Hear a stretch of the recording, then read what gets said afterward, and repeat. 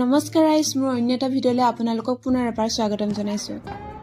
আজি আমি স্কুলৰ লগৰ কেইজনী মানুহৰ সৈতে খানা এটি খাম বুলি ওলালোঁ। এই গতিকে গাহৰি মাংস চব্জি কিছুমান বজাৰ কৰি লগতে লাগতিয়াল কিছুমান বস্তু লৈ আমি খানা খোৱা দিশে আগবাঢ়িলোঁ। এজনীকৈ গোট খাই আমি সকলোবোৰ টমটম এখনতে ওলালোঁ আৰু ই হৈছে চিন্ময় আৰু আমি হৈছোঁ তাৰ আময়ুষত। আমি খানা খাবলৈ ওলোৱা নদীখনত পানীয়ে নাই, সেই গতিকে আমি সৰিয়হ তলিলে বুলিয়ে ওলালোঁ। এটা এটাকৈ বস্তুখিনি ঠিক কৰি ল'লোঁ, লগতে গাহৰিখিনিও পাতি দিলোঁ বইল হৈ থাকক বুলি, আৰু এইপিনে চব্জিখিনি কাটি আমি ধুই পখালি ল'লোঁ।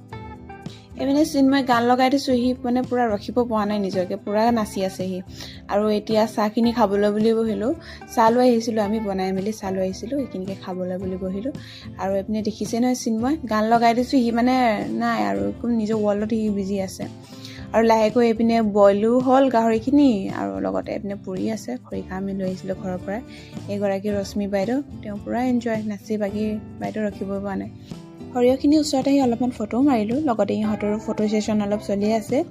নয়নমণি এইপিনে ৰন্ধা বঢ়া কৰিছে, ভাতখিনি বনাই আনিছিলোঁ আৰু নয়নমণিয়ে গাহৰিখিনি বনাই আছে, খৰিকাও দি আছে।